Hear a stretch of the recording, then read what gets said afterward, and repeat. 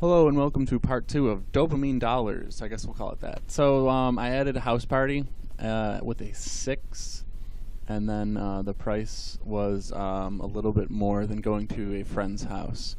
And it actually it fares very well. This is the second highest dopamine per megajoule to Facebook, and it is also the second highest dopamine per dollar. Now I reduced Facebook from 1 to 0.25. Because it was just like way too high, and like who really enjoys browsing Facebook that much? I mean, it sucks.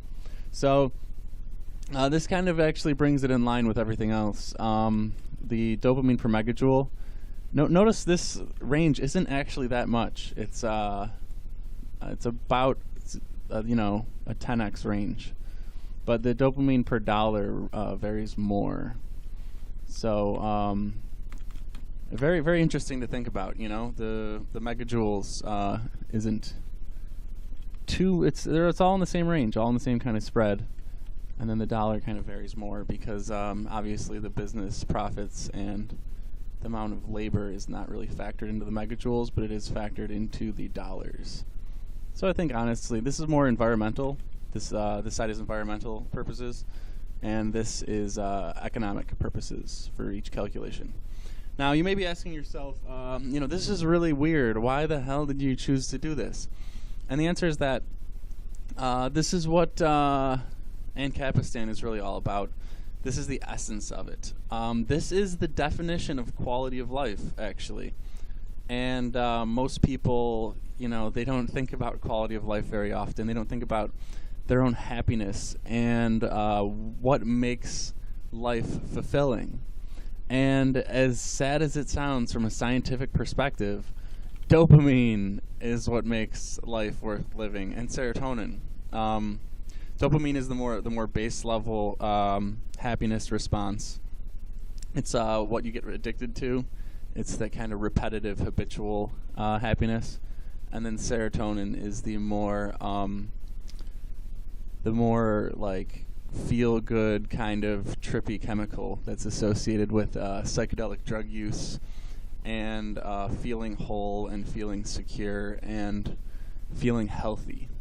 So it could be either one. I mean, I went with dopamine because I think when people go to a bar, they're really searching for that addict kind of high. And then when you vacation overseas, it's more of a like serotonin, building memories, new experiences kind of high. So this is quality of life. This is what quality of life is, and I've wanted to define quality of life mathematically and add numbers to quality of life because it's something I've never done before, and I thought it would just be a really weird experiment, and I wasn't really sure how it would turn out, honestly. That's the best kind of science, isn't it? When you don't know what to expect going in.